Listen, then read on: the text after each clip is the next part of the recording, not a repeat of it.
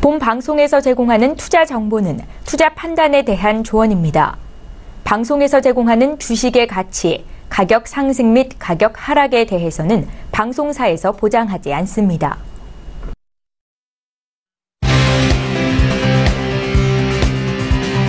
슈퍼스탁 발굴 프로젝트 글로벌 슈퍼스탁의 김민아입니다. 무역 협상에 압박을 받는 것은 중국이지 우리가 아니라 우리 미국 증시는 날로 급등하고 있다. 미국 트럼프 대통령의 자신감은 여전합니다. 그가 어제 SNS에 올린 글인데요. 그런데 실제로 시장에서는 닥터둠들의 목소리가 커지고 있다고 합니다. 이 닥터둠은 경제 전망을 비관적으로 보는 전문가들인데 이들은 미국 증시가 곧 꺾일 거라며 경고하고 나섰습니다. 미 증시가 꺾이기 시작하면 우리나라 증시는 물론이고 신흥국 증시에도 악영향을 미칠 수가 있겠는데요. 글로벌 경제 전망 지금 바로 분석을 해보겠습니다. 저희 방송은요. 서울경제TV 홈페이지 그리고 톡스타 홈페이지를 통해서 함께 하실 수가 있습니다. cntv.co.kr, 톡스타.co.kr을 통해서 접속해 보시기 바랍니다. 참고로 본 방송에서 제공하고 있는 정보는 투자 판단에 대한 조언일 뿐 주식의 가치나 수익률을 보장하고 있지 않습니다. 저희 서울경제TV는 자본시장법을 준수하여 1:1 투자 상담, 유사주 진행이, 무인가 영업행위, 불법 대여계 정보 및 가입 권유 등 모든 불법 사항들 엄중하게 금지하고 있습니다. 자, 출발하기 이전에 시장 동향부터 체크해 보겠습니다. 먼저 국내 증시로 가보겠습니다. 오늘장 코스피 지수 강하게 상승 출발하고 있습니다. 1.3%대 상승을 하고 있는데요. 2315선으로 이어가고 있습니다. 이렇게 코스피 지수가 오르고 있는 것은 오랜만에 외국인의 매수세가 들어왔기 때문입니다. 오늘장 코스피에서는요. 외국인이 1,499억 원 정도 매수 중입니다. 반면에 개인은 2,000억 원대가 넘는 매도를 펼치고 있습니다. 이어서 코스닥 지수도 함께 체크해 보도록 하겠습니다. 오늘장 코스닥 지수도 역시 상승 중인데요. 0.34%대 상승 중입니다. 833선으로 이어가고 있습니다. 코스닥 지수는 수급 동향 어떻게 이어가고 있을까요? 현재 코스닥에서는요, 역시 외국인이 사들이고 있습니다. 반면에 개인은 1억 원 정도, 기관은 23억 원 정도 매도 중입니다. 4거래일 만에 외국인의 매수세가 포착이 됐는데요. 외국인들은 오랜만에 전기전자 업종들을 필두로 사자세를 이어가고 있습니다. 이어서 해외 선물 지수 함께 체크해 보도록 하겠습니다. 먼저 S&P 500 지수입니다. 나스닥 지수입니다. 현재 나스닥 지수는 0.13%대 상승하면서 7,574선으로 이어가고 있습니다. S&P 500 지수도 함께 보시겠습니다.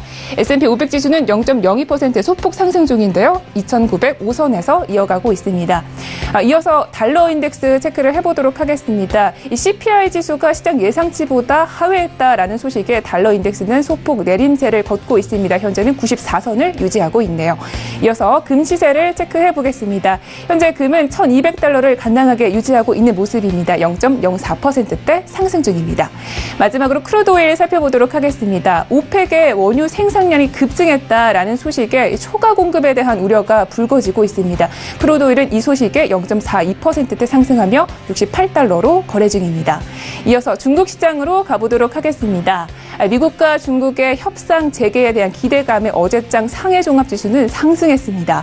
1%가 넘는 상승을 보여줬는데요. 2686선에서 마감했습니다. 항생지수는 더욱더 크게 오름폭으로 마쳤습니다. 2%가 넘는 상승이었습니다. 2.54% 상승하면서 27,014선에서 마감했습니다. 이어서 암호화폐 시장으로 가보도록 하겠습니다. 9시 기준이고요. 업비트 기준의 시세를 알려드립니다. 먼저 비트코인입니다. 현재 비트코인은 0.16%대 하락을 하고 있습니다. 730만 원대에서 거래가 진행 중인데요. 대부분의 코인들이 하락 중인 가운데 아인스타이늄이 1%대 강세를 보여주고 있습니다. 다른 코인들도 함께 시세를 확인해 보도록 하겠습니다. 현재 모든 코인들의 하락을 걷고 있습니다. 네오는 1%대가 넘는 하락폭을 보여주고 있고요. 비트코인 캐시 역시 1.04%대 하락 중입니다. 이어서 거래량 순위별로 체크하고 가도록 하겠습니다. 어제장 1위였던 에이다를 밀어내고 현재 이더리움이 1위를 차지하고 있습니다. 이어서 비트코인은 3위를 차지하고 있고요. 이오스와 리플이 각각 4위와 5위를 차지하고 있습니다. 네, 이렇게 해서 모든 시세를 확인을 해봤습니다. 이제 본격적으로 이슈 분석을 시작을 해보겠습니다. 저희 최영 캐스터 불러볼게요. 안녕하세요. 최혜원입니다. 오늘 가장 핫한 이슈 두 가지 외신을 통해 함께 알아보도록 하겠습니다. 그 이전에 오늘 어떤 이슈들 나와 있는지 먼저 체크해보고 가시죠. 먼저 첫 번째는 미국이 중국의 1:1로 프로젝트를 강하게 비판하고 나섰습니다. 비판하는 이유는 무엇일지 함께 살펴보도록 하겠습니다. 이어서 두 번째 이슈입니다. 골드만삭스 측이 이 무역 전쟁이 확대되면 미국의 뉴욕 증시가 베어마켓에 진입할 수 있다라는 분석을 내놓았습니다. 외신들은 어떻게 보고 있을까요? 지금 함께 만나보겠습니다. 먼저 첫 번째 외신은 사우스차이나 모닝포스트에 나온 기사인데요. 홍콩의 일간지이기도 합니다. 미국 측이 중국의 1대1로 프로젝트의 약탈적 투자 모델이라고 맹비난했다고 하는데요. 여러분들 1대1로 프로젝트 들어보셨나요? 이 지도에서 보듯이 중국에서 시작을 해서 아시아 그리고 유럽까지 하나로 잇는 실크로드 프로젝트입니다. 그렇다면 이것들이 왜 문제가 되는 것일까요? 월스트리트 저널을 함께 보시면요. 현재 1대1로 프로젝트는 빚에 덫에 빠르지는 지름길이다 이렇게 분석을 하고 있습니다. 일례로 이 스리랑카를 들 수가 있는데요. 중국은 이 스리랑카에게 돈을 빌려주고 항구를 지어줬습니다. 하지만 그 항구에 적자가 쌓이자 이 중국 측은 이 항구의 80%의 지분을 모두 가져가 버렸는데요. 말 그대로 이 약탈한 것입니다. 다른 나라의 자산을 약탈하기 위한 것이라고 현재 월스트리트 저널 측에서는 이야기하고 있는데요. 지금까지 경제 패권을 쥐고 있는 미국 측에서는 당연히 불만일 수밖에 없겠죠. 앞으로 미국과 중국의 무역 전쟁에도 영향을 주는 것이 아닌지 이 외신들은 걱정을 하고 있습니다. 네, 이어서 두 번째 무역 전쟁 함께 보도록 하겠습니다. 현재 블룸버그에서는 이런 기사를 내놓고 있는데요. 무역 전쟁이 확대되면 뉴욕 증시도 베어마켓에 진입할 수 있을 것이다라는 분석을 내놓았습니다. 인베스트먼트 뱅크인 이 골드만삭스 측이 내놓은 분석이기도 한데요. 현재 이 기사를 보시면요. 골드만삭스 측은 미국이 중국산 수입품에 25% 관세를 부과하게 되면 S&P 500 지수에 포함되어 있는 기업들의 적자가 더욱더 늘어날 것이다 이렇게 분석을 하고 있습니다. 일례로 어제 이 포드 측에서의 중국 판매율이 하락했다라는 소식도 함께 전해져 오기도 했었는데요. 그 대표적인 예일 것 같습니다. 하지만 또 다른 분석도 있습니다. 이 마켓워치에 나온 기사에서는 조금 다른 이야기를 하고 있습니다. 무역 전쟁으로 이 미국 증시보다는 중국 증시에 더욱더 악영향을 미칠 것이다라고 분석을 하고 있는데요. 최근의 흐름을 보면 이 뉴욕 증시 같은 경우에는 견고한 흐름을 나타내고 있지만 중국의 항생 지수는 이미 이 약세장에 진입했다 이렇게 분석을 하고 있습니다. 이 뉴욕 증시와 중국 증시에서 커플링되는 종목들이 우리 증시에도 많기 때문에 이런 부분 정확하게 보셔야 할 것 같습니다. 지금부터 이슈 분석 이어집니다. 네, 오늘의 글로벌 이슈 좀 더 자세하게 분석을 시작을 해보도록 하겠습니다. 오늘은 금요일이고요. 저희 윤진 멘토님과 함께 연결이 되어 있다고 합니다. 네, 인사 나눠볼게요. 멘토님, 안녕하세요. 안녕하세요. 네, 안녕하세요. 안녕하세요. 반갑습니다. 오늘장 또 함께 이슈 분석을 시작을 해보도록 하겠습니다. 먼저 1대1로 프로젝트에 대해서 이야기가 나오고 있는데요. 이미 많이 알려져 있기는 하지만 우리 시청자분들의 이해를 돕기 위해서 자세하게 설명을 부탁드릴게요. 네, 일단 1대1로 프로젝트는 미국에 대응하기 위해서 지금 실크로드를 기반으로 해서 과거의 어떤 영광을 누리고자 만드는 프로젝트라고 보시면 됩니다.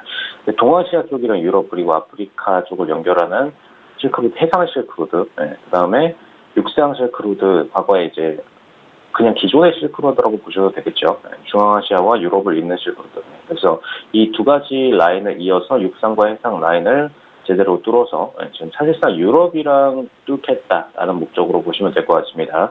그래서 이거를 이제 시진핑 주석이 2014년부터 중앙아시아, 동남아시아 순방할 때 처음으로 좀 제시를 했었는데 동남아시아까지 라인을 연장시키겠다라는 목적으로 한마디로 동남아시아 입장에서는 이제 태평양이나 대서양 쪽을 거치지 않고선 중국을 통해서 육상 라인을 통해서 유럽과도 연결될 수 있다는 그런 어떤 기대감 때문에 이 프로젝트에 많이 좀 참여를 시켰었고요. 그다음에 태평양 쪽을 미국을 향해서 그리고 해상 쪽에서는 남쪽을 확대해서 남중국, 인도양, 아프리카까지 바닷길 쪽을 잇는 것이 목표라고 보시면 될 것 같습니다. 네. 자, 그런데 이런 이 1대1로 프로젝트를 두고 현재 미국이 강비난을 하고 있는 것 같습니다. 약탈적 투자 모델에 대하시다 비판을 했다고요? 네, 일단 약탈적 투자 모델이라는 부분으로 최근에 해외 민간 투자공사 우픽 쪽에서 미국에서 레이 위시본 대표가 좀 대표적으로 비판을 했었는데 일단 다른 나라를 돕기 위해서 만든 게 아니라 사실상 다른 나라의 자산을 약탈하기 위한 것이다라고 좀 비판을 했습니다. 한마디로 이게 지금 중국 차관을 얻어서 만든 분이기 때문에 지금 프로젝트를 진행을 하면서 대부분의 국가들이 중국과의 관계에서 어떤 이득을 얻기 위해서 진행을 하게 되죠. 근데 중국과의 관계에서 사실상 무역에 대한 어떤 추가적인 증대 그리고 두 번째로는 차관을 통해서 각국, 지금 동남아시아가 굉장히 좀 열악한 상황에 있는 국가들의 경우에는 이 부분이 굉장히 좀 매력적으로 다가올 수 있는데 차관을 얻어서 특정 개발 지역을 개발할 수 있도록 하는 그런 권한들을 부여를 시키고 있습니다. 근데 사실상 차관을 얻어서 개발한 지역들이 제대로 매출을 못 내는 경우에는 중국한테 전부 다 권한이 넘어간다라는 부분에서 사실상 빚더미에 몰아서 올라가고 있다. 그래서 이 지역들에 대해서 결국에는 약탈적인 투자 모델을 통해서 다시 뺏어가는 모델이다라고 보일 수가 있겠습니다. 네. 일단 이 미국의 주장이 사실인지는 조금 더 분석을 해봐야 할 것 같은데요. 중국은 최근에 이 프로젝트 좀 어떻게 추진을 하고 있는 상황인가요? 일단 아시아, 중동, 아프리카, 유럽 등으로 정치적 영향력을 확대하려는 상태이기 때문에 상대 국가 투자 규모, 그다음에 차관, 그리고 경제협력 등을 약속하면서 1대1로 프로젝트에 동참할 것을 요청을 하고 있고요. 물론 이제 과거에도 항상 대만을 밀어내고 중국이 경제협력을 추진할 때 그때도 마찬가지로 본인들의 어떤 무역적인 부분에 대한 메리트, 그리고 차관까지는 이번에는 사실 동남아 국가들을 노려서 차관을 진행하는 걸로 보여지고요. 본인들이 지금 이제 자산운용 규모가 굉장히 커졌고, 그 다음에 은행 규모도 사실 최근에 시가총액이 공상은행이 좀 빠지면서 한 4위 정도로 밀렸지만, 그래도 아직까지 중국 은행들이 미국은행 다음으로 대규모 규모를 유출을 하고 있기 때문에 사실상 차관에 있어서 다른 국가들한테 빌릴 돈이 굉장히 남아도는 상황입니다. 그래서 그런 면에 있어서 우리가 돈을 빌려주겠다. 그래서 각 동남아 국가들이 우리 1대1로 프로젝트에 참여할 수 있는 기반 시설들을 마련할 수 있는 재원이 있다. 이런 부분들을 메리트를 가져서 지금 주장을 하는 부분이고요. 사실상 지금 1대1로 프로젝트가 아직까지 실질적인 매출을 이끌어내고 그리고 어마어마한 무역 라인들을 진행하고 있는 상황이 아니기 때문에 사실상 이 무역에 대한 수요를 통해서 차관에 대한 빚을 갚아낼 수가 없는 상황입니다. 그래서 지금 상태 같은 경우에는 이번에 스리랑카의 경우에는 한반도타 항구에다가 2010년도부터 중국 차단 얻어가지고 항구를 건설했는데 항구를 개발해봤자 지금 수익이 안 나오죠. 그렇죠? 1대1로 프로젝트를 진행을 했는데도 수익이 안 나옵니다. 그래서 사실상 2016년에 항구 지분 80%를 중국한테 매각을 들어가고서 99년간, 거의 100년이죠. 99년간 항구 운영권을 지금 중국한테 이전해야 되는 상황이 됐습니다. 그리고 파키스탄, 말레이시아 등도 부채 문제 등을 우려를 해서 최근에 1대1로 사업 프로젝트에 대한 사업 비용을 축소하고 중단하려는 움직임으로 들어가고 있습니다. 네. 그런데 아무래도 이 미국의 비판은 중국을 견제하려는 것이 아닐까요? 현재 이 1대1로 프로젝트에 맞서서 미국이 좀 준비하는 게 없는지 궁금합니다. 네, 일단 최근에 시진핑 국가주석이 1대1로 프로젝트를 향해서 지금 상호 호의성을 좀 강조를 했었는데 바뀐 것은 전혀 없다라고 비판하면서 1대1로 참여국들의 주의를 좀 촉구를 했었습니다. 사실 어떻게 보면은 좀 날강도 같은 느낌이 들 수가 있죠. 좀 기존의 기업 국가들한테 지속적으로 우리의 어떤 무역을 과시를 하면서 그리고 추후 개발에 대한 권한까지도 과시를 하면서 1대1로 프로젝트에 대한 참여를 주장을 하고 있는 건데 사실상 동남아 국가들이 뭐 지역이나 모든 부분이 싸면서도 매출이 잘 무역 부분에서 안 나오다 보니까 1대1로를 제대로 구축하기 전부터 이 친구들한테 자원을 먼저 투여를 해서 관련 시설들을 개발을 시켜놓고 그다음에 이 개발을 시켜놓고 나서 매출적으로 이어지지 않을 거라는 걸 중국도 모를 리가 없습니다. 그런 상태에서 뽑아내고 있는 상황이기 때문에 미국 입장에서는 이걸 비판하면서 1대1로 프로젝트에 대응할 수 있는 것들을 좀 만들어야 되는 상황이었죠. 그래서 1대1로 프로젝트에 맞춰서 지금 제3세계 국가에 대한 투자를 확대 추진하는 모습이다라고 보시면 될 것 같고요. 이 이유 자체가 1대1로 프로젝트라는 명목 하에 동남아 국가들의 어떤 차원을 부여를 하고 그다음에 이에 대한 기반 시설을 개발을 시키고 있기 때문에 여기에 맞춰서 지금 중국에 대한 대항마로 지금 미국도 어차피 중국의 시설들을 동남아로 옮겨야 되는 상황이고 동남아 라인들을 이어서 수출을 미국까지도 OEM을 줄여서 옮겨야 되는 상황이기 때문에 일단 트럼프 대통령이 정부기구 감축을 추진하면서 오픽을 폐지하는 방안 다시 검토를 들어갔었고요.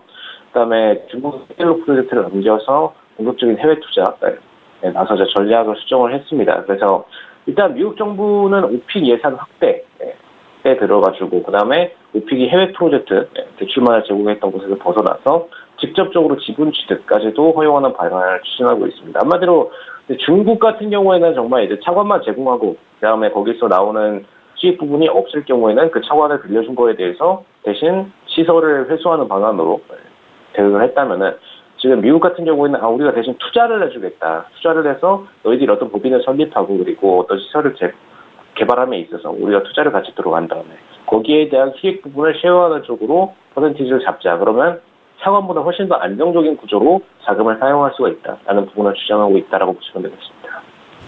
네, 알겠습니다. 이 과거의 중상주의 시대를 좀 생각나게 하는 것 같습니다. 이렇게 해서 첫 번째 이슈는 여기까지 알아보고요. 다음 이슈도 함께 분석을 해보도록 하겠습니다. 일단 골드만삭스에 대한 이야기인데요. 무엇을 기준으로 현재 약세장의 가능성에 대해서 짚은 건가요?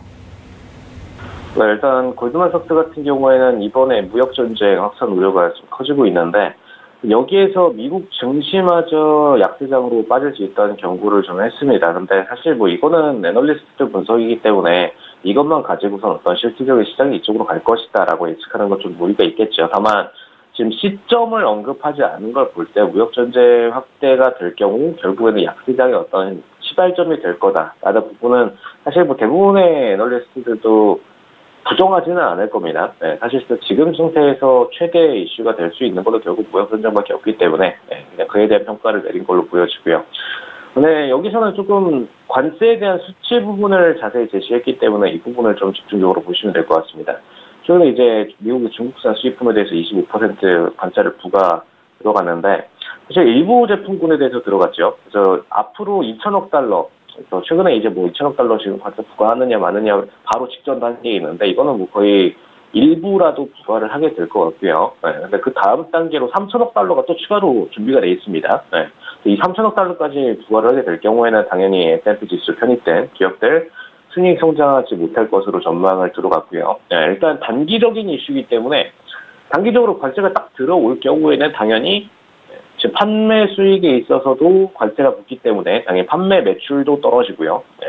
반대로 중국 쪽에서 보국 관세를 매기니까요.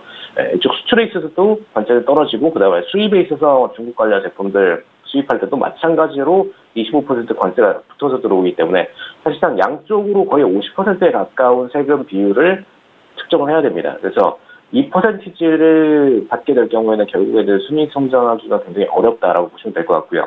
가격을 올려서 대응하는 것도 어느 정도 한계가 있습니다. 네. 이런 상태이기 때문에 당연히 내년도 들어가면서 매출, 순이익 기준으로 굉장히 감소할 거고 매출은 외관적으로는 좀 버텨주는 모습까지는 만들어줄 수는 있어요. 네. 매출액에 있어서. 근데 분명한 건 순이익이 있어서는 충분히 마이너스 사태로 들어갈 것이다 라는 관점에서 당연히 PER 기준, 주가 하락은 불가피한 부분이다라고 생각하시면 될 것 같고요. 미국이나 각국 수입 상품에 대해서 전면적으로 10% 관세를 매기는 최악의 사태가 벌어질 경우를 좀 가정을 했습니다. 이거는 이제 기존의 2천억 달러 그리고 뒤에 후발 준비되어 있는 3천억 달러에 대한 부분을 벗어나서 전 상품에 대해서 10%씩 매기는 그런 사태를 얘기하는 거죠. 이렇게 될 경우에는 기업들 순이익이 그냥 통째로 그냥 10%가량 감소할 수 있다라고 의견을 밝힌 바 있습니다. 골드만삭스의 전망이 맞다면 아무래도 앞으로 이 지수가 좀 하락을 하게 될 텐데요. 앞으로 어느 정도까지 하락을 할 수가 있을까요? 네, 일단 무역전쟁 확대가 투자 심리까지도 마이너스를 줄 수 있는 것은 불가피하기 때문에 밸류에이션 자체를 떨어뜨릴 수밖에 없죠. 그냥 아까 방금 말씀드린 대로 지금 순이익 기준으로 10%가량 마이너스가 되면은 당연히 주당 순이익도 감소를 하게 될 거고요. 이에 따라서 밸류에이션도 떨어질 수밖에 없습니다.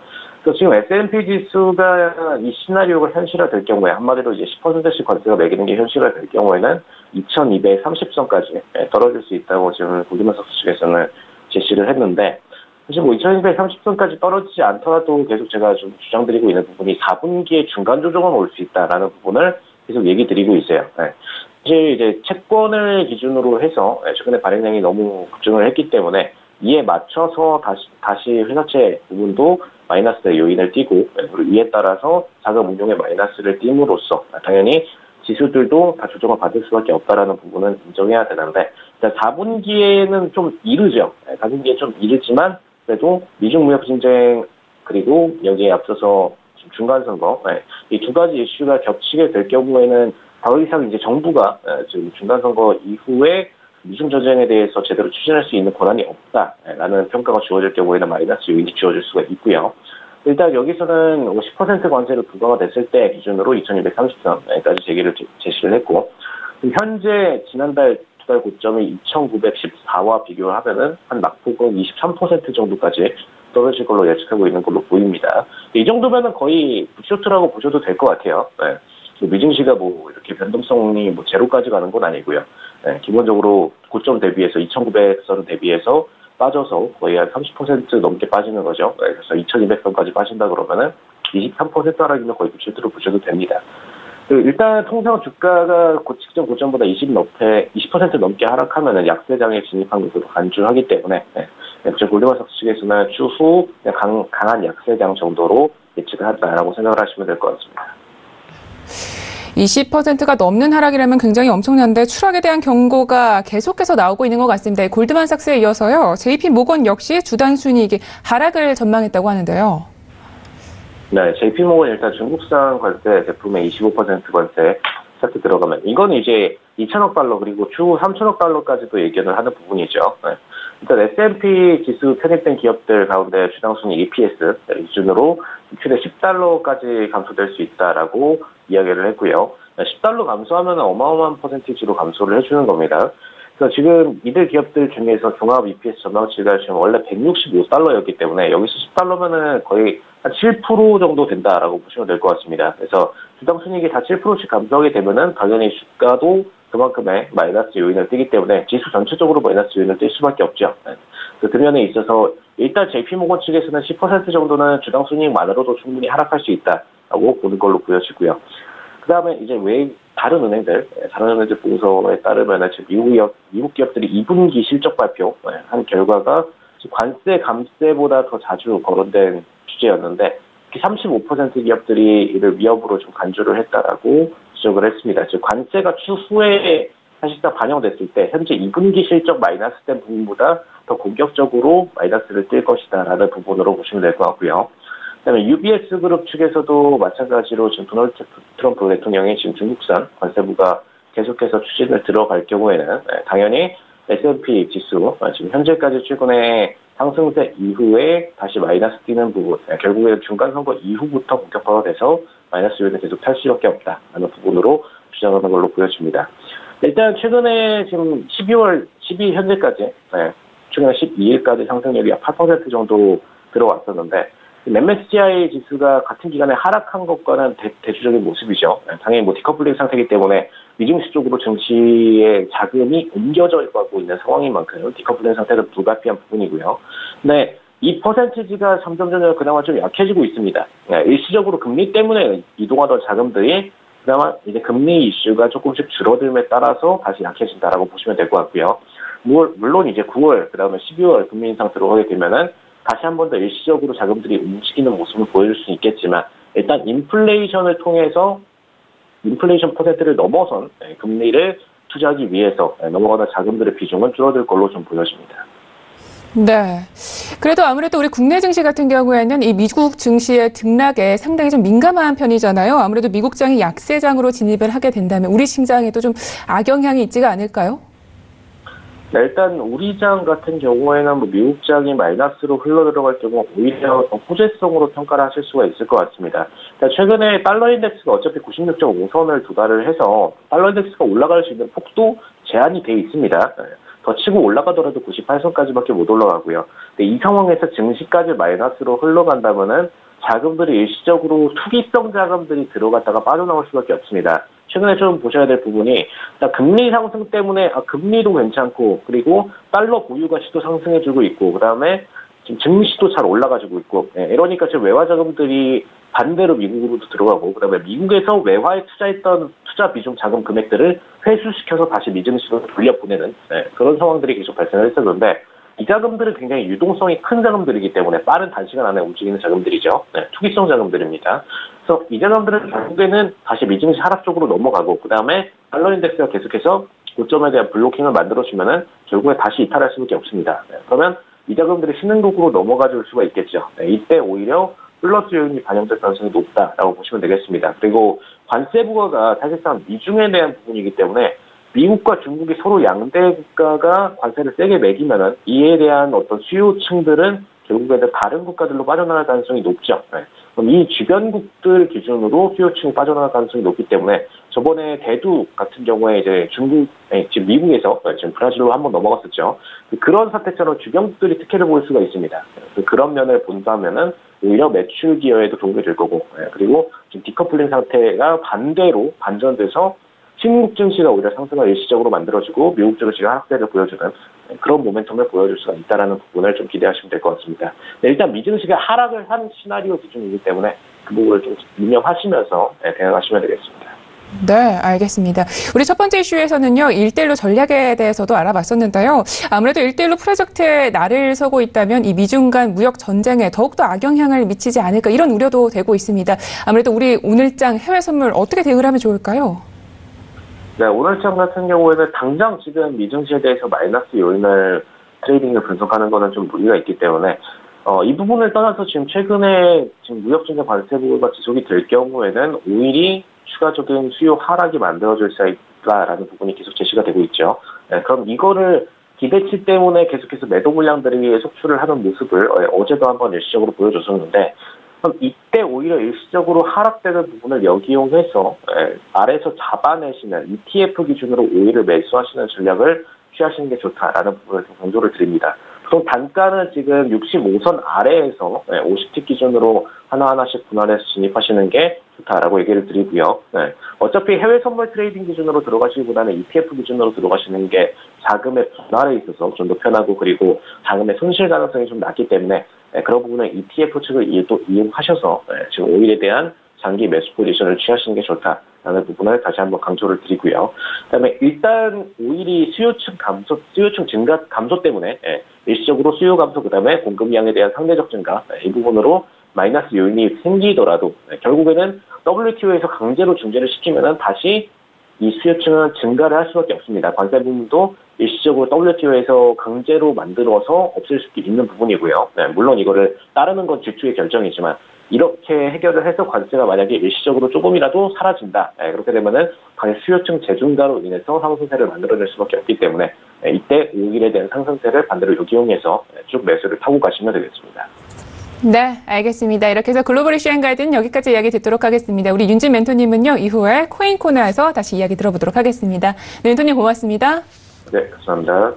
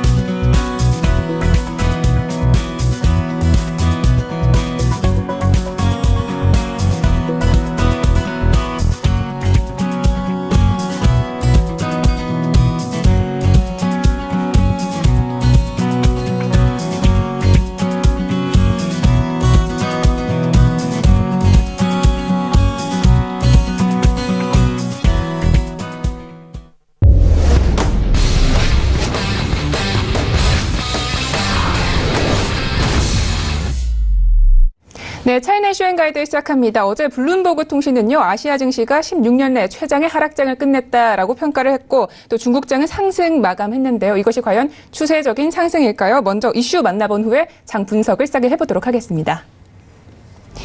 오늘의 차이나 이슈 첫 번째는요. 탈세 혐의로 논란을 빚었던 중국 유명 배우 판빙빙이 자취를 감춘 지 100일째가 되어가고 있는데요.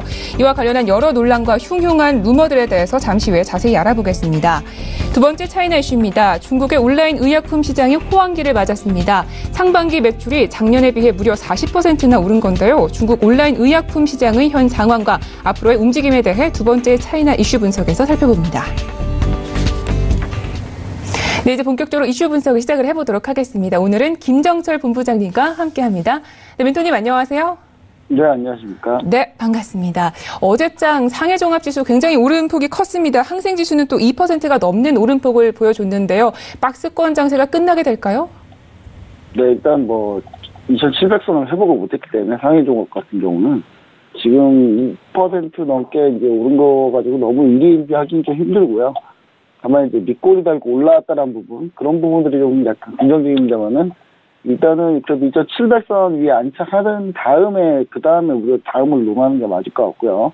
항생지수 같은 경우는 중요한 라인을 그래도 회복은 했습니다만은 항생지수가 되게 너무 수직 급락했던 그런 상황이기 때문에 항생지수 역시 추가적으로 다음 파동을 좀 봐야 되지 않나 이렇게 좀 생각을 해보고요. 4거래일 만에 이제 상승한 거니까 일단 우리가 너무 이것 부분에 대해서 크게 확대 해석할 필요는 없을 것 같습니다. 그리고 아직 뭐 2천억 달러 무역 추가 관세 아직 나올지 안 나올지 정해지지 않았기 때문에 솔직히 나온다고 하더라도 문제고 이 다음 후속이 또 있기 때문에 또 문제거든요.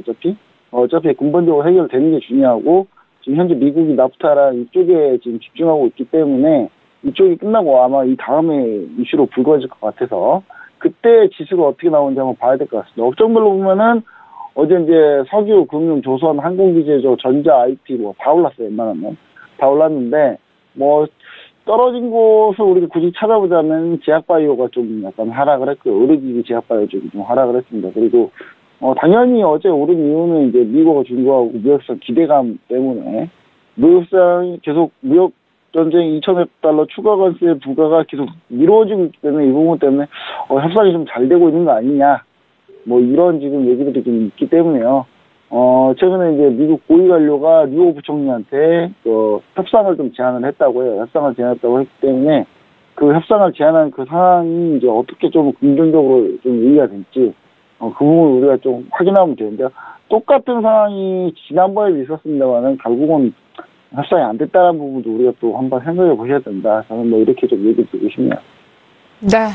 일단 오늘장 상해 증시는요, 0.08%대 상승하면서 출발을 하는 것 같은데요. 앞으로 2,700선을 넘길 수 있을지 함께 지켜보셔야겠습니다. 자, 그렇다면 먼저 이슈 분석을 시작을 해보도록 하겠습니다. 자, 오늘장 첫 번째 이슈 어떤 이슈인가요?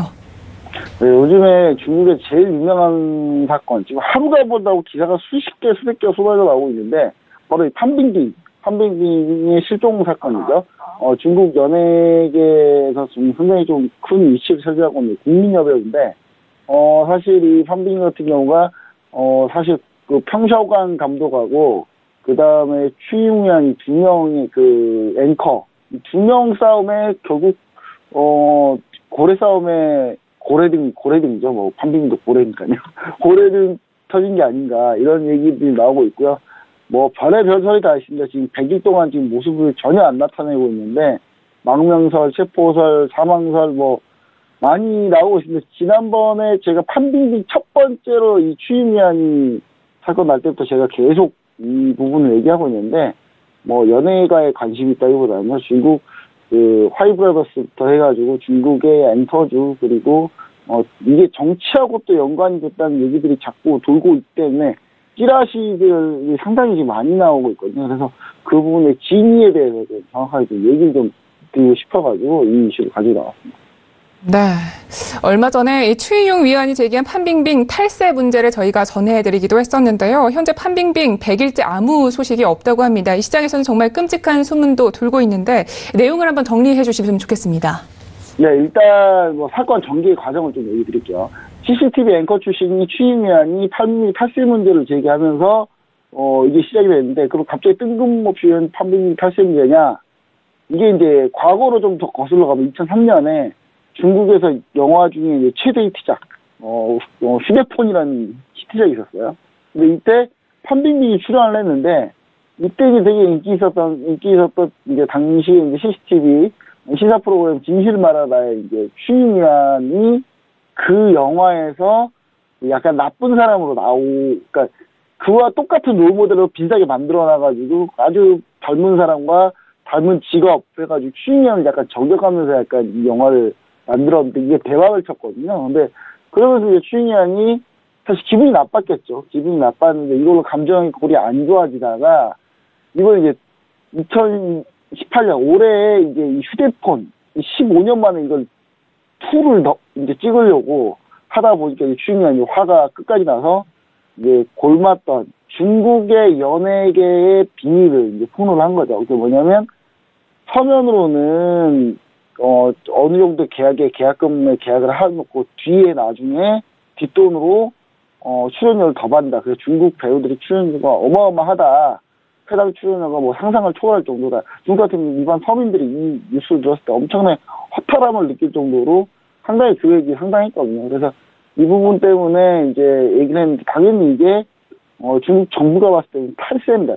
탈세가 되겠죠, 이게. 그래서 그런 부분 때문에 이제 문제가 됐었고요. 끔찍한 소문이 돌고 있는데, 끔찍한 소문 돌면서 이제 영상이나 뭐 이런 게 돌고 있습니다. 뭐 이렇게 인체의심비 떠가지고 뭐 이렇게 돌고 있는데, 그게 이제 과거에, 이제 인기 정치인이었던 이 보시라이가 있었는데, 이 보시라이의 내연 관계에 있던 그 장외이제라는 그 아나운서가 있었어요. 충칭시 아나운서가 있었는데, 이 아나운서가 되게 유명했던 아나운서인데, 내연 관계였죠. 근데 이게 이제 보시라이의 이제 부인이 이 장외이제를 어떻게 죽인 게 아니냐 해가지고 장외이제라는 그 유명한 그 앵커가 갑자기 증발해버리는.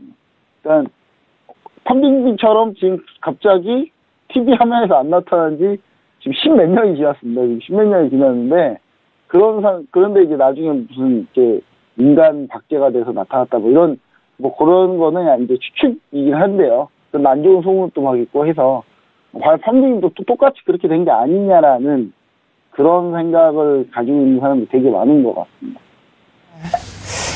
네, 그런데 사실이 그렇다고 하더라도 장외이 같은 경우에는 이 정치 사건과 연관이 있던 사람이고 판빙빙은 개인적인 문제잖아요. 그렇다고 해서 중국 당국이 그런 일을 좀 벌였을까요? 사실 뭐 가능성은 아주 없다고 보지 않습니다. 근데 중국 같은 경우는 기본적으로 정치 권력에 따라서 이제 시장이 크게 바뀝니다. 그러니까 중국은 정치 권력을 누가 갖고 있냐에 따라서 관련된 기업들이 뜨기도 하고 지기도 하고 지금 막 복잡하게 얽혀 있어요. 예를 들면 텐센트가 지금 홍콩 항생기술에서 지금 가장 발목 잡고 있는 게 텐센트인데, 텐센트가 뜨지 못한 이유는 지금 현재 중국 공산당 내에 있는 파벌 중에 이제 공청단이라고 있거든요. 공청단 쪽이에요. 그래서 지금 푸진타오 전 주석의 파벌이기 때문에 그래서 지금 뜨고 있지 못하는 거예요.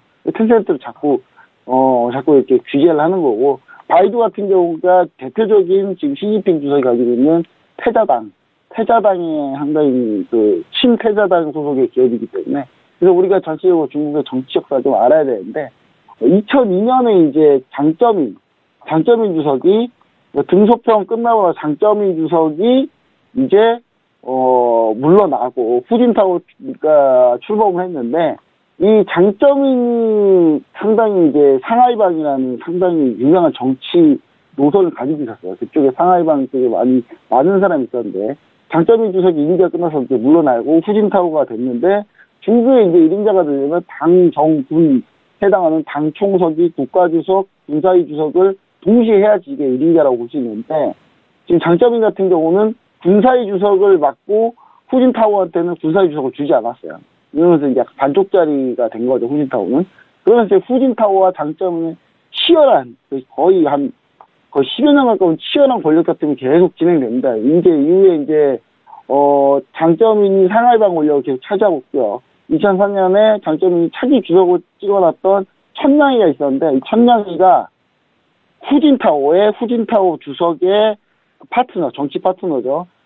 원자바오 총리를 저격을 합니다. 한마디로 하극상이 벌어졌는데, 이때 이제 후진타오가 분노를 내요. 근데 당장 장쩌민 쪽이 워낙 세기 때문에, 상하이방이 워낙 세기 때문에 공청단에서는 아무런 준비를 못하고 있다가 결국은 2006년에 한번 칼을 빼들어요. 칼을 빼들었는데 천냥이의 비리를 터뜨리거든요.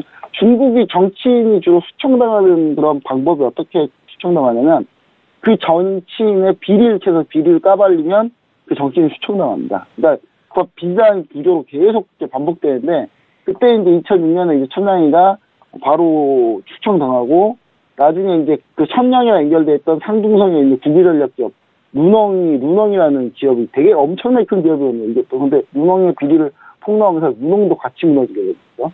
근데 상하이방 실세인 이제 정의홍도 연루가 돼 있어가지고 결국 같이 이제 문제가 됐고요. 그래서 공청단이 이때 한번 싹 패권을 잡습니다. 장쩌민이 무너지나 싶었는데, 장쩌민이 다시 또 칼을 가지고 있다가 결국은 후진타오를 한번 또 치게 되죠. 후진타오 역시 자기 신복들 중에 이제 비리가 있던 애들이 있었겠죠. 그 비리가 있던 사람 좀 치게 되면서 결국 양쪽이 거의 지득한 싸움 하다가 결국 이 둘이 다음 후계자 누가 할 거냐, 이 부분에 대해서 지금 난리를 치다가 결국은 이 다음 후계자는 결국 어쩔 수 없이 시진핑, 중립이었거든요. 패자당, 중립. 그러니까 시진핑 주석은 가만히 있다가 그냥 어부지리로 예, 기회가 찾아오게 된 거죠. 그때 이제 보시라이 사건이 나타났는데 보시라이라는 이제 충칭 당 서기가 사실 시진핑에 도전을 해서 시진핑 대신 자기가 집권하기 위해서 막 이제 하고 있었대는데 보시라이 이제 당 서기가 자기 부인이 또 살인을 저질러가지고 그러니까 비자금 조성하다 살인 저질러가지고 그걸 사건 때문에 결국은 보시라이도 숙청을 당하게 되면서 지금 시진핑 주석은 패자당이 완전히 지금 다 실권을 다 장악한 그런 상태거든요. 근데 최근에 무역전쟁하면서 약간 이게 균열이 좀 보이고 있습니다. 그래서 사실 이 보시라이가 상당히 중요한 위협적인 요소인데 장외제가 그 보시라이의 내연이었고요. 그래서 판빙빙이 약간 장외제처럼 되는 거 아니냐라는 얘기가 지금 나오고 있는데 그 보시라이 부인이 장외제를 죽였다는 소문이 있습니다. 근데 이게 또 안 믿을 수 없는 게 그 인체 신비안을 그 주최하는 데가 바로 보시라이가 그 인체 신비 협회 주최를 했다고 해요. 그래서 참 무서운 이야기긴 합니다만 시장에 떠도는 소문이 완전히 100% 가짜는 아니다. 뭐 이런 거 전 얘기 드리고 있고요. 결론적으로 가능성은 낮지 않은데 관련된 상황이 생기면 중국 정치권 이해관계가 있을 경우에 이용 대우라도 충분히 좀 가능성이 중국이라면 가능성이 있는 이야기다. 라는 부분 때문에 판빙이 빨리 TV나 어디 좀 나와줬으면 좋겠습니다. 지금 상당히 좀 걱정이 되고 있는 상황이죠. 네, 중국의 역사와도 또 여러 가지 관련이 있는 것 같습니다. 알겠습니다. 첫 번째 이슈는 여기까지 분석을 해보고요. 두 번째 이슈도 함께 이야기를 나눠볼 텐데요. 먼저 어떤 이야기인가요? 네, 일단 중국 온라인 약품 시장이 호황을 받고 있는데 상당히 상반기에 매출이 어마어마하게 오른 그런 상황이고요. 10년 만에 이제 오프라인 약국을 넘어서서 온라인 약국이 고속 성장하고 있다. 우리나라와 좀 다른 모습이죠, 중국은. 상당히 이 부분 잘 발달되어 있는 것 같습니다. 네. 최근에 중국은요, 온라인 약국이 대세라고 합니다. 중국에서 온라인 약국이 차지하는 비중 좀 어느 정도나 되고 또 실적 어떻게 나왔나요? 예, 일단 10년 만에 오프라인 약국을 제쳤죠. 그냥 온라인 약국이 더 좋다, 뭐 이렇게 보면 되는데, 올해 상반기 허가받은 온라인 약국 이제 업체의 총 매출이 약 50억 원, 우리나라 돈은 8,197억 원을 달성을 했거든요. 지난 상반기 매출이 35억 원이었는데, 같은 기간에 따지고 보면 45.8% 증가한 수준이고요. 향후 3년에 중국 온라인 의약품 시장이 약 100억 원 규모로 성장하지 않을까라고 좀 생각을 하고 있고, 중국에서 온라인 의약품 구매할 수 있었던 게 이제 2005년도 12월에 이제 장애이다 약국이 이제 온라인 의약품 판매 자격증서를 시대하게 되면서 본격적으로 온라인 약국 시대가 열렸거든요. 근데 이 2005년분에 의해서 13년 만에 지금 결국 오프라인을 추월한 그런 모습인데, 이게 우리나라에서는 처음부터 좀 이해되기 힘든데 가끔 중국이 우리나라보다 뒤처졌다고 생각하는데 이런 부분은 또 중국이 많이 앞서 있는 그런 모습도 보여주고 있습니다. 지금 이 온라인 약품들이 잘 되면서 아무래도 기업들이 다 같이 뛰어들라고 하는 모양새인 것 같습니다. 앞으로 경쟁이 더욱더 좀 치열하지 않을까 이런 생각도 드는데요. 과연 중국 정부는 관련 지원책들 어떤 것들을 내놓고 있나요? 일단 대형 전자상거래 업체들이 발빠르게 좀 도전하고 있습니다. 지금 알리바바 같은 경우는 아리젠캉이라고 이제 온오프라인 동시에 할 수 있는 무료 의료 서비스를 제공하고 있는데 이 안에 이제 온라인 약국이 좀 들어가 있고요. 텐센트 같은 경우 역시도 온오프라인 의료가 가능한 생태계를 구축하기 위해서 의료 네트워크 스타트업이 이제 프로디스 닥터스를 합병을 했습니다. 그러면서 이제 이쪽 시장에 진출을 하고 있는데 이 밖에 징동도 진출한 상태고요. 그래서 중국의 IT 공룡들이 온라인 의약품 시장을 이제 선점하기 위해서 노력 중인데, 중국 같은 경우는 국무원에서 이제 4월에 인터넷 그리고 의료건강 발전 촉진에 관한 의견이라는 정책을 하나 발표를 했습니다. 그 정책에서 이제 온라인 의약품 공급 서비스를 하기 위해서 뭐 24시간 온라인 약국을 좀 구축한다든지 그런 발전된 방향이 나오고 있어서 이건 우리나라도 상당히 좀 같이 보면 좋을 것 같고, 제약사들한테, 중국 제약사들한테 상당히 많은 도움이 되고 있지 않나. 그래서 중국 제약바이오가 나중에 성장하는데 상당히 중요한 기틀을 만들 수 있다. 그런 부분을 우리가 좀 생각해 볼 수 있겠습니다. 알겠습니다. 자, 그렇다면 오늘의 종목, 저희 의약품주로 저희가 기대를 해볼 수가 있을까요? 오늘 어떤 기업을 가지고 나오셨나요? 네, 오늘은요, 저는 아직 시장이 완전히 돌아섰다고 보지 않고 있어서 방어주를 가지고 나왔어요. 방어주, 전지 방어주. 전지 방어주 하면 우리가 대표적으로 어떤 게 생각나느냐. 통신주가 전지 방어주잖아요. 중국 보면 이제 중국의 제 넘버원 통신사 하면은 차이나 모바일인데, 차이나 모바일 가져왔습니다. 일단 00941 홍콩에 선정되어 있는 차이나 모바일이고요. 통신주로 최근에 이제 국제 데이터 트래픽이 많이 증가하게 되면서 차이나 모바일 같은 경우가 상당히 좀 데이터 트래픽 관련한 이제 처리가 상당히 많아졌고요. 요금 인하를 했어요. 일단 이제 중국 정부에서도 이제 통신사들 요금 압박을 하기 때문에 요금 인하를 했는데도 불구하고 LTE 가입자가 계속 증가하고 인당 데이터가 파급력이 계속 급증을 했습니다. 그래서 차이나 모바일 돈은 더 많이 벌고 있는 그런 상황이고요. 이게 경기 방어주 성격을 가지고 있기 때문에 차이나 모바일 특히 내수의 지닥계이거든요. 중국에 뭐 다른 데 진출해가지고 이 통신사가 사업을 하고 있는 게 아니기 때문에 제가 봤을 때는 차이나 모바일 중국이 무역 전쟁이 불거졌을 때는 아주 최선의 선택하더라. 차트 보시면 아십니다. 차트 보시면은 다른 종목들 다 지금 밀렸을 때 차이나 모바일은 오히려 중국 무역 전쟁 하면서 주가는 오르고 있어요. 오히려 그 정도로 상당히 지금 경기 방어적인 성격을 가지고 있다는 부분 반드시 편입해야 될 종목 중에 하나다. 제가 얘기 드리고 싶고요. 매수가는 74.800 홍콩달러, 손절가는 70.700 잡아주시고 1,500가는 78.720, 2,500가는 82.400 홍콩달러에 잡아주시면은 상당히 좀 든든하고 안전한 종목이 되지 않을까 이렇게 생각하고 중국 아직 LTE 쓰고 있답니다. 중국은 대부분 이제 LTE 쓰고 있기 때문에 차이나 모바일 5G 넘어가면 계속 성장 가능성이 상당히 높기 때문에요. 딱 스토리가 딱 그려지죠. 그래서 이제 좋은 종목이니까 한번 꼭 지켜보시면 좋을 것 같습니다. 네, 알겠습니다. 자, 이렇게 해서 저희 차이나 이슈는 여기까지 이야기 들어보도록 하겠습니다. 네, 저희 시간 고맙습니다.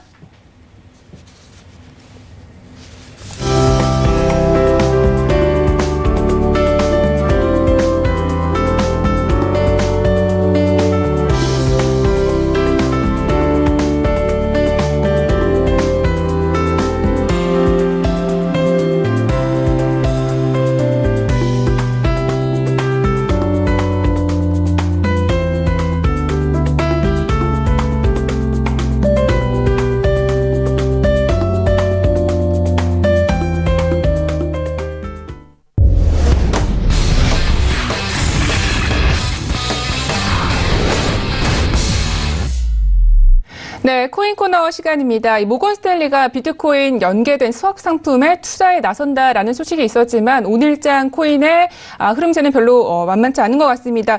역시나 흐름이 조금 두드러지지 않고 나타나고 있는데요. 오늘장 저희 시간이 없는 관계로 어떤 코인 이슈들이 나와 있는지 먼저 화면으로 만나보고 마감하도록 하겠습니다.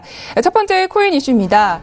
금융감독원이 ICO 실태 조사가 잔뜩 긴장하고 있다라는 이야기입니다. 현재 후비가 네, 실태 조사에 들어가면서 블록체인과 암호화폐에 관련된 긴장감이 흐르고 있다는 이야기인데요. 저희 다음 시간에 함께 이야기를 나눠보도록 하겠습니다.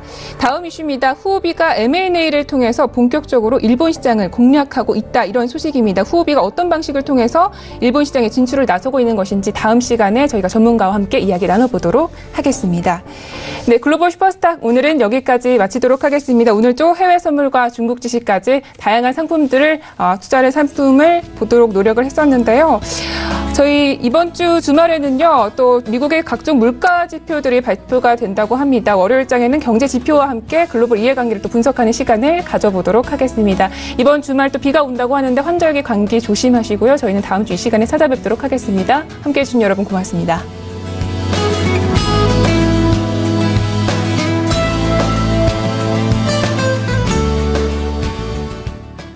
본 방송에서 제공하는 투자 정보는 투자 판단에 대한 조언입니다.